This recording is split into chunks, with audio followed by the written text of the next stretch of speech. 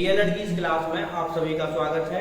पिछली क्लास में हमने विज्ञान विषय में आवेश के बारे में चर्चा की थी और एक बहुत ही इम्पोर्टेंट रूल या बहुत ही अच्छा नियम हमने समझा था, जिसको हमने बोला था कूलाम का नियम। उसमें हमने देखा कि किस तरह से दो आवेश एक दूसरे पर आकर्षण या प्रतिकर्षण का बल लगाते हैं तथा उस बल का परिमाण या मान कितना होता है। तो आज हम न्यू टॉपिक स्टार्ट करने जा रहे हैं और वो टॉपिक है आवेश का स्थानांतरण अथवा विद्युत धारा। देखिए, जब किसी चालक कंडक्टर में एक आवेश यदि स्थानांतरित होता है, चलता है एक सिरे से दूसरे सिरे की तरफ, तो हम कहते हैं कि ये विद्युत धारा है। तो आवेश के स्थानांतरण को ही क्या कह रहे थे हम? विद्युत धारा।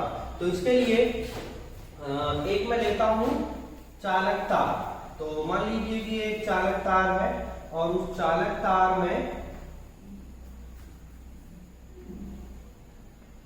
ये चालक तार है और उस चालक तार में एक कोई किसी भी स्थान पर एक में क्रॉस सेक्शन एरिया, अनुप्रस्थ परिच्छेद, तो ये इसका क्रॉस सेक्शन है, अनुप्रस्थ परिच्छेद है,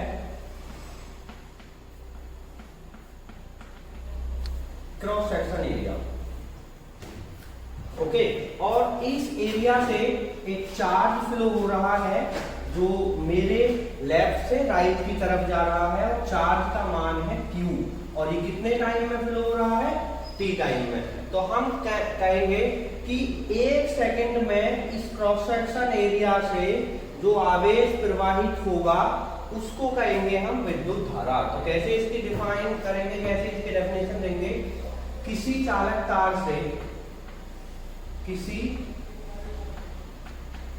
चालक तार के किसी अनुप्रस्थ परिच्छेद,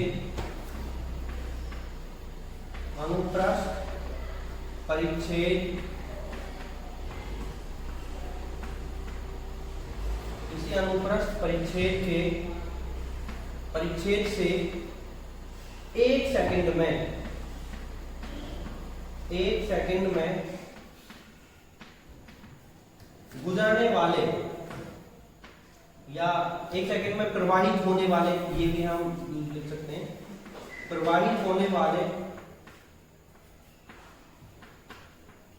प्रवाहित होने वाले आवेश, आवेश को विद्युत धारा कहते हैं,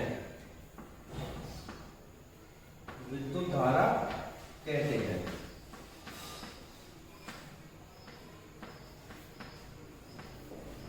विद्युत धारा कहते हैं। इसे आई, कुछ राइटर इसको कैपिटल आई से, कुछ राइटर इसको स्मॉल आई से प्रदर्शित करते हैं। तो वही मैं लिख रहा हूं, इसे आई से प्रदर्शित करते हैं, आई से प्रदर्शित करते हैं। यह एक अदिश राशि है, यह एक अदिश स्केलर क्वांटिटी,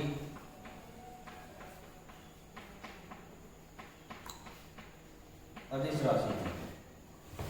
तो देखिए, ये जो हमारा क्रॉस सेक्शन एरिया है, ये जो अनुप्रस्थ परिच्छेद है किसी वायर का, मान लीजिए चौक एक वायर की फॉर्म में है, तो इस एरिया को क्या कहेंगे? Cross section area. तो इससे 1 सेकंड में इस तरह बहुत सारे क्रॉस सेक्शन इस चौक में हो जाएंगे। तो इसके किसी क्रॉस सेक्शन से 1 सेकंड में जो आवेश प्रवाहित हो जाएगा उसको कहेंगे विद्युत धारा। तो विद्युत धारा, विद्युत धारा बराबर, अब देखिए, यदि Q चार्ज फ्लो हुआ 2 सेकंड में, तो 1 सेकंड के लिए क्या करेंगे? हम 2 से भाग लगाएंगे। यदि Q चार्ज फ्लो हुआ 3 सेकंड में, तो 3 से भाग लगाएंगे। यदि Q चार्ज फ्लो होगा T सेकंड में, तो T से भाग लगाएंगे। तो ऊपर क्या आएगा? आवेश, और क्या भाग किससे लगाएंगे? समय से। आवेश बटा समय। तो विद्युत धारा को I से निरूपित करते हैं और आवेश को हम Q से, कैपिटल Q दिया हुआ है, और टाइम को T से। तो ये हुआ I बराबर Q/T। तो ये मैथमेटिकल फॉर्म हुआ, गणितीय रूप हुआ विद्युत धारा के लिए। अब इसके मात्रक की चर्चा करते हैं। तो मात्रक I का मात्रक होगा Q का मात्रक बटे समय का मात्रक। तो I का मात्रक बराबर Q का मात्रक अपॉन T का मात्रक। तो I का मात्रक कितना होगा? I का मात्रक Q का मात्रक कूलाम और समय का मात्रक सेकेंड। तो कूलाम पर सेकेंड, तो कूलाम पर सेकेंड। इसका एक SI मात्रक भी होता है, SI मात्रक, और आप सभी भली भांति परिचित हो गए इस मात्रक से, दैट इज एम्पियर, और डिनोट करते हैं A से। और इन दोनों में रिलेशन क्या होता है? 1 एम्पियर इक्वल्स 1 कूलाम पर सेकेंड। 1 एम्पियर इक्वल्स 1 कूलाम पर सेकेंड। कुछ छोटे मात्रक भी हैं जैसे मिली एम्पियर, और 1 milli ampere equals 10⁻³ ampere, 1 micro ampere 10⁻⁻6 ampere. तो इस तरह से कुछ ये छोटी यूनिट्स भी हैं। और जो हमारे घरों में जो विद्युत धारा बहती है, इलेक्ट्रिक करंट फ्लो होता है, उसका value typically value 1 ampere, 2 ampere to 10 ampere. तो टिपिकली वो 1 एम्पियर से 10 एम्पियर की रेंज में हमारे जो डोमेस्टिक सर्किट होते हैं, जो इंस्ट्रूमेंट होते हैं जिन पर हम काम करते हैं इलेक्ट्रिसिटी के साथ, तो उनमें typically 1 ampere to 10 ampere current flow होता है। नेक्स्ट टॉपिक हमारा रहेगा सुचालक तथा कुचालक, कंडक्टर्स एंड इंसुलेटर्स। तो हमारे चारों जो भी पदार्थ हम देखते हैं, उन पदार्थों को हम मेनली 2 कैटेगरी में डिवाइड कर सकते हैं, एक कंडक्टर्स, एक इंसुलेटर्स। तो कंडक्टर्स तो वो मटेरियल्स होते हैं जो जिनमें इलेक्ट्रिक करंट, विद्युत धारा आसानी से प्रवाहित हो जाती है। जैसे आपने देखा होगा जो हम वायर वगैरह यूज करते हैं अपने डोमेस्टिक सर्किट में या इंस्ट्रूमेंट में, वो मेनली कॉपर और एल्यूमिनियम के वायर होते हैं। तो कॉपर और एल्यूमिनियम में इलेक्ट्रिक करंट इजीली फ्लो हो जाता है, तो उनको कह देते हैं हम कंडक्टर्स या सुचालक, कि ये विद्युत के सुचालक हैं। और दूसरा इंसुलेटर्स, जिनमें इलेक्ट्रिक करंट या विद्युत धारा का प्रवाह नहीं हो पाता है, जैसे प्लास्टिक में विद्युत धारा का प्रवाह नहीं होता है, रबर, कागज, सूखी लकड़ी। तो ये सब किसके उदाहरण हैं? इंसुलेटर्स के और कुचालक के। तो कैसे इनको डिफाइन करेंगे हम? पहले मैं लेता हूं सुचालक पदार्थ या कंडक्टर्स।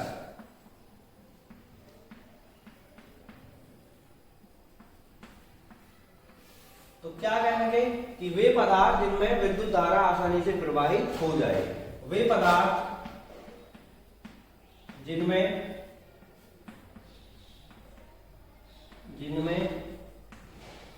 विद्युत धारा इजीली, आसानी से प्रवाहित हो जाती है,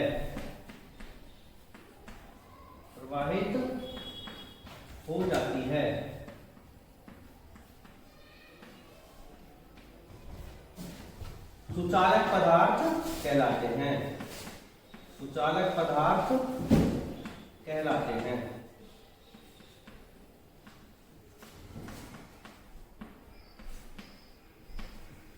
उदाहरण,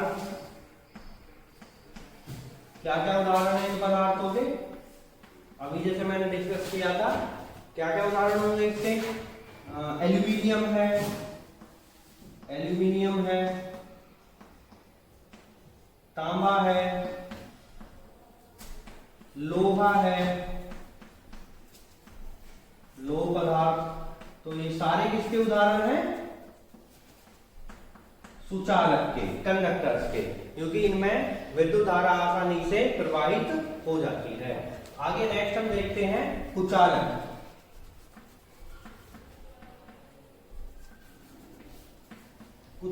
और कुचालक को क्या कहते हैं?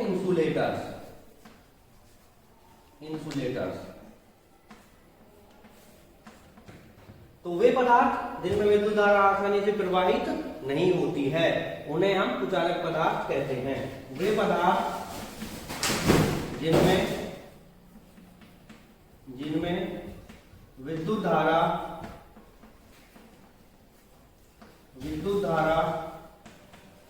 आसानी से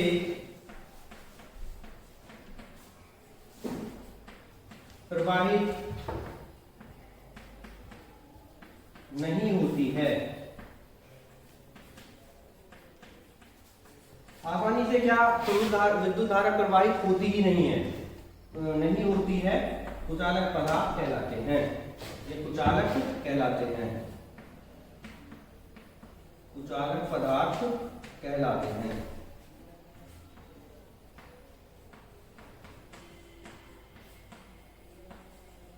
इनके क्या क्या उदाहरण हैं?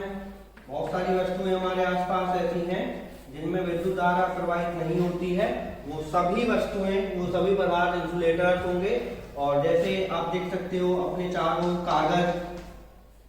कागज में विद्युत धारा प्रवाहित नहीं होती, तो कागज क्या हुआ? इंसुलेटर। प्लास्टिक है, प्लास्टिक में विद्युत धारा प्रवाहित नहीं होती, ये भी इंसुलेटर। कागज, सूखी लकड़ी है, सूखी लकड़ी में विद्युत धारा प्रवाहित नहीं होती, तो ये भी क्या होगा? इंसुलेटर होगा। कांच में विद्युत धारा प्रवाहित नहीं होती, तो ये भी क्या होगा? इंसुलेटर होगा, कुचालक होगा। तो ये कुछ मैंने उदाहरण लिए इंसुलेटर के या कुचालक के। तो अब आपके लिए मैं एक प्रॉब्लम देता हूं, एक प्रश्न देता हूं, और वो प्रश्न क्या है कि अपने आसपास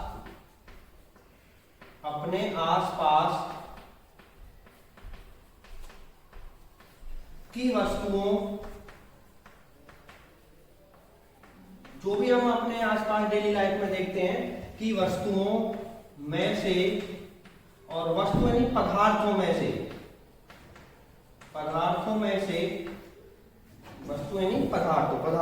से सुचालक तथा कुचालक पदार्थों की एक सूची बनाइए। सुचालक तथा कुचालक पदार्थों की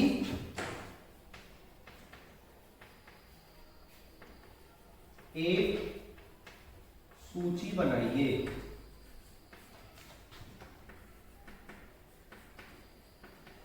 कौन कौन से इंसुलेटर हैं और कौन कौन से कंडक्टर्स हैं। तो ये आपके लिए रहा होमवर्क। और आगे अब हम एक सर्किट तैयार करेंगे, और उस सर्किट के द्वारा मैं आपको ये बताऊंगा कि कौन कौन से पदार्थ कुचालक हैं, कौन कौन से पदार्थ सुचालक हैं। तो उसके लिए एक मैं सर्किट यहाँ बनाने आपको भी दिखाने वाला हूँ। तो उस सर्किट को पहले मैं एक्सप्लेन करता हूँ, और उसके बाद फिर एक्टिविटी की तरफ हम चलते हैं। तो एक परिपथ है ये, तो उस परिपथ को मैं पहले यहाँ ड्रॉ कर रहा हूँ। तो उस परिपथ में जो आवश्यक सामग्री है वो एक सेल है, एक बल्ब है, वायर है, और बहुत डिफरेंट तरह के मटेरियल्स हैं। तो उन्हीं मटेरियल्स को हमें देखना है सुचालक है कुचालक है। तो उस सर्किट इस तरह से है, एक ये बल्ब है, और यहाँ ये एक सेल कनेक्टेड है, एक सेल है ये, और यहाँ ये जो सर्किट है ब्रेक है, सर्किट बीच में से ब्रेक है। ये बल्ब है, और ये सेल है, और ये सर्किट बीच में से ब्रेक है। अब इसके बीच यदि मैं ऐसा पदार्थ रख दूं जो कुचालक होगा, तो ये बल्ब ग्लो नहीं होगा। कुचालक के लिए क्या होने वाला है? बल्ब ग्लो नहीं होगा, क्योंकि एक करंट के लिए जो विद्युत धारा होती है वो सेल के पॉजिटिव टर्मिनल से स्टार्ट होती है, तो उसके लिए इजी पाथ नहीं मिल पाएगा, सर्किट पूरा नहीं हो पाएगा, सर्किट बीच में से ब्रेक हुआ रहेगा कुचालक के लिए। तो बल्ब ग्लो नहीं होगा, बल्ब नहीं जलेगा, ग्लो नहीं होगा। और यदि वो सुचालक होता है या चालक होता है तो बल्ब जलेगा, बल्ब जल जाएगा। तो यदि यहां जो सर्किट ब्रेक है इसके बीच में हम एक सुचालक पदार्थ रख दें तो ये बल्ब ग्लो हो जाएगा। तो आइए देखते हैं एक्टिविटी की तरफ। तो आइए आते हैं सर्किट की तरफ। तो ये एक विद्युत परिपथ इलेक्ट्रिक सर्किट ये बनाया हुआ है और इस सर्किट में आप देख रहे होंगे ये एक बैटरी है और बैटरी है ये 9 वोल्ट HWHI वॉट और 9 वोल्ट का ये बैटरी है। और यहाँ इस बैटरी का एक टर्मिनल तो मेरे पास ये है और वायर के फॉर्म में, इस क्लिप की फॉर्म में, और दूसरा जो वायर का दूसरा जो बैटरी का टर्मिनल है वो एक बल्ब में और बल्ब के दूसरा एंड आया है यहाँ पर। तो जब मैं इन दोनों को, ये बल्ब है एलईडी लगी हुई है, एलईडी बल्ब है, तो जब मैं इन दोनों को मैं कनेक्ट करूंगा, अभी ये सर्किट ब्रेक है बीच में से, यदि इन दोनों को मैं कनेक्ट कर दूं तो बल्ब यहाँ ग्लो होगा। तो आइए देखिए, ये देखिए जब मैंने कनेक्ट किया सर्किट पूरा हुआ और यहाँ बल्ब ग्लो हुआ। तो अब मेरे पास यहाँ आप देख रहे होंगे टेबल पर बहुत सारे अलग अलग मटेरियल्स हैं, अलग अलग पदार्थ रखे हुए हैं। तो इनमें से हमें ये पता लगाना है कि कौन कौन से सुचालक हैं, कौन कौन से कुचालक हैं। यदि इस सर्किट को पूरा होने से इस सर्किट के बीच मैंने कोई पदार्थ रखा है और ये बल्ब ग्लो कर जाता है तो हम कहेंगे कि वो कंडक्टर है, और बल्ब ग्लो नहीं करता है तो हम कहेंगे कि वो इंसुलेटर है। तो आइए देखते हैं भिन्न भिन्न पदार्थों को।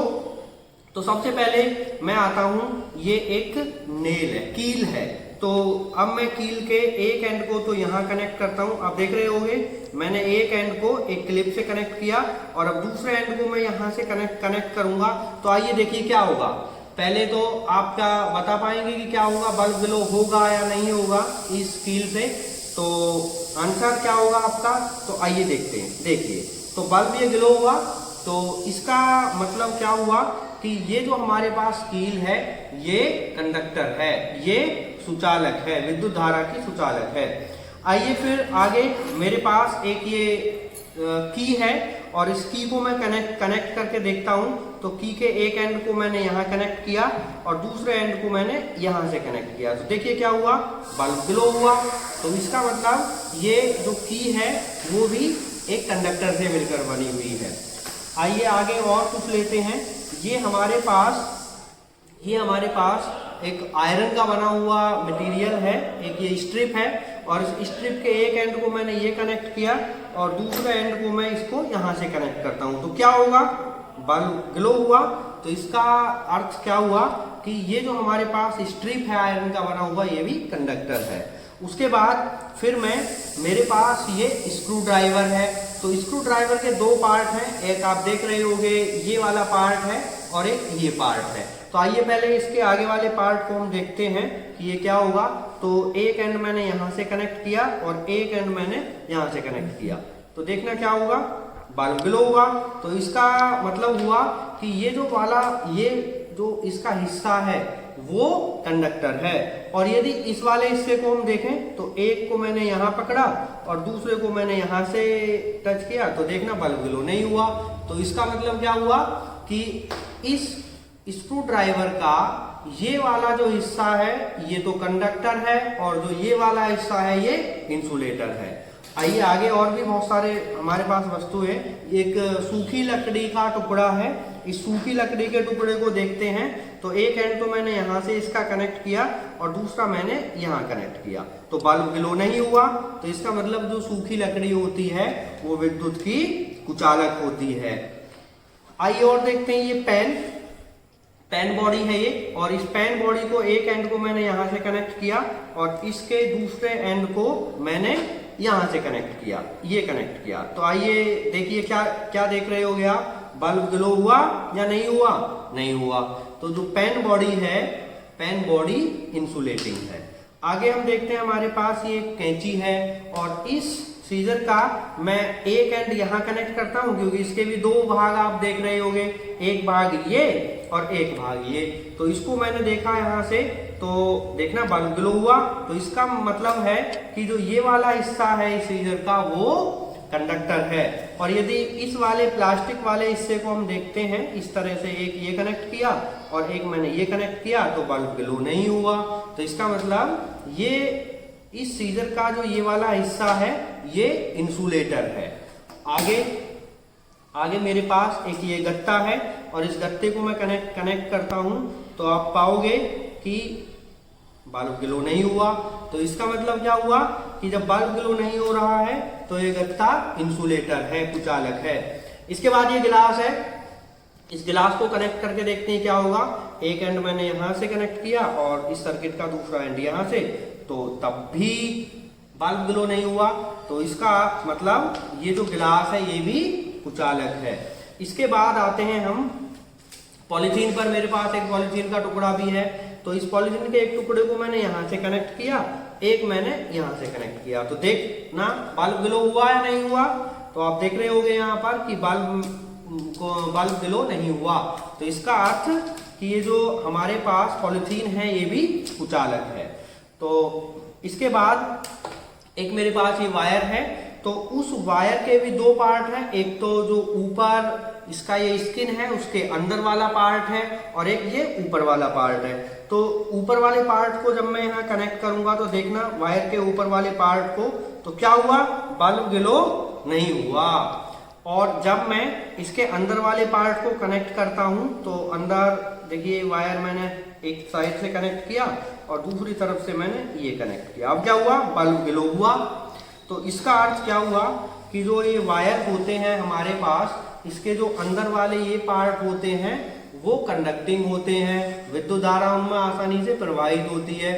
और उसके जो ऊपर ये कवरिंग होती है, इस कवरिंग में कोई विद्युत धारा प्रवाहित नहीं होती। और इसीलिए इंसुलेटर के बनाए जाते हैं ताकि हमारा यदि हाथ लग जाए यहाँ भूल से तो हमें करंट ना लगे। ओके, और आगे बढ़ते हैं। देखिए ये एक एल्यूमिनियम के वायर का टुकड़ा है, तो इस टुकड़े को मैं कनेक्ट करके देखता हूं क्या होगा। ओके, देखिए एक एंड मैंने ये कनेक्ट किया और दूसरा एंड मैंने ये कनेक्ट किया तो बल्ब ग्लो हुआ। तो इसका मतलब क्या हुआ कि ये जो हमारे पास एक वायर का टुकड़ा है ये भी कंडक्टिंग है। इसके बाद हम आते हैं, एक ये पेपर वेट है, पेपर वेट के इस हिस्से को हम देखते हैं, टॉप वाले हिस्से को, तो ये भी कंडक्टिंग है, बल्ब ग्लो हुआ। और इसके बाद अब हमारे पास ये एक कपड़ा है, तो इस कपड़े को देखते हैं कि कपड़ा कंडक्टर होता है या इंसुलेटर। तो एक एंड मैंने यहां से कनेक्ट किया और कपड़े का दूसरा एंड मैंने ये कनेक्ट किया, तो बल्ब ग्लो नहीं हुआ। तो इसका मतलब हुआ कि जो ये कपड़ा है ये भी इंसुलेटर है। उसके बाद मेरे पास एक पेपर का पीस है, पेपर के एक एंड को मैंने यहां से कनेक्ट किया और दूसरे एंड को मैंने यहां से कनेक्ट किया, तो देखना बल्ब ग्लो नहीं हुआ। तो इसका मतलब जो हमारे पास ये पेपर है ये इंसुलेटर है, ये भी इंसुलेटर है। और उसके बाद मेरे पास एक बहुत interesting electric component, circuit component, this is resistance. तो इस रेजिस्टेंस के भी दो एंड हैं, तो बहुत ध्यानपूर्वक देखना है कि बल्ब ग्लो हुआ या नहीं हुआ। तो एक एंड को मैंने ये कनेक्ट किया और दूसरे एंड को मैं ये कनेक्ट कर रहा हूं, तो देखना क्या देख रहे होगे, बल्ब ग्लो हुआ बट बहुत लो इंटेंसिटी के साथ, बहुत लो इंटेंसिटी के साथ। तो ऐसा क्यों हुआ, क्योंकि इस रेजिस्टेंस, ये जो प्रतिरोध होता है, रेजिस्टेंस होता है, ये विद्युत धारा या इलेक्ट्रिक करंट के रास्ते में अपोजिशन क्रिएट करता है। तो ये अपोजिशन है विद्युत करंट के रास्ते में, तो इसलिए ये प्रतिरोध आने की वजह से जो करंट का वैल्यू वो घट जाता है और इलेक्ट्रिक करंट के वैल्यू के घटने के साथ साथ इसका ग्लोनेस भी घट जाता है। ओके, मैं समझता हूँ आपने एंजॉय किया होगा इस एक्टिविटी को। और बहुत सारे मटेरियल्स मैंने आपको दिखाए कि कौन कौन से हमारे आसपास इंसुलेटर होते हैं और कौन कौन से कंडक्टर होते हैं। Okay, thank you.